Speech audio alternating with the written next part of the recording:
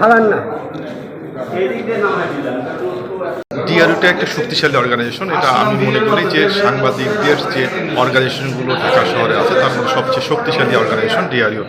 আমি চাই যে এর নেতৃত্বে এমন কেউ আসুক যার মাধ্যমে এই ডিআরইউটাকে আরও এগিয়ে নেওয়া যাবে এবং সাংবাদিকদের যে ভিত্তি, শক্ত ভিত্তি, এই কমিটির মাধ্যমে সেই শক্ত ভিত্তিটা রচিত হবে।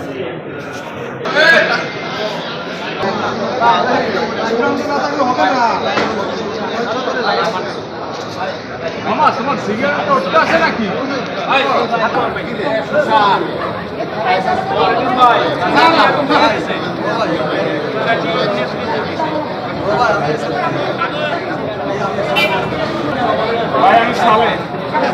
সালে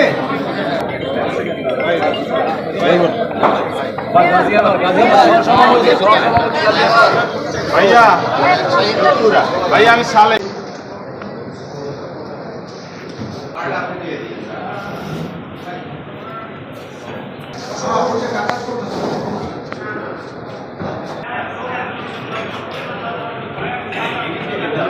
আমরা আসলে সবাই পেশাদার সাংবাদিক এখানে যারা আমরা সদস্য রয়েছি এবং যারা এবারের নির্বাচনে প্রতিদ্বন্দ্বিতা করছেন সবাই আমরা আসলে ভাই ব্রাদারের মতো, ছোটো ভাই বড় ভাই সম্পর্কে, এবং সবাই আমরা আসলে পেশাদার সাংবাদিক যেটা বলছিলাম।